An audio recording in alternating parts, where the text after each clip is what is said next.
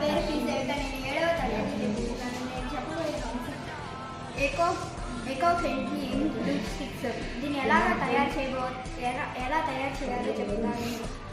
మొదటిగా మనం ఎండిపోయిన పూలు మిక్సీలో వేసుకొని దాన్ని మెత్తగా ఆడించిన తర్వాత ఒక బౌల్లో వేసుకోవాలి. తర్వాత మనం చెక్క పొడి వేసుకోవాలి.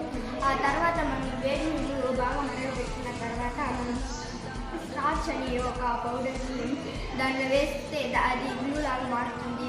అది చెక్క పొడి మరియు పూల పొడి బెండ్ అవ్వడానికి సహాయపడుతుంది. తర్వాత మనం దాంట్లో ఫ్రెన్సియన్స్ ఆయిల్ అని మోగ్రా, రోజ్, జాస్మిన్ అలాంటి లిక్విడ్ దాంట్లో పోస్తే మనకి అది సువాసన వస్తుంది. దాన్ని మనం కోన్ లాగా చేసుకుంటే మనకి ఎకో ఫ్రెండ్లీ గ్లూ స్టిక్ తయారవుతుంది. దీనివల్ల ఉపయోగాలు మన ఎలాంటి హానికరం జరగకుండా ఉంటుంది.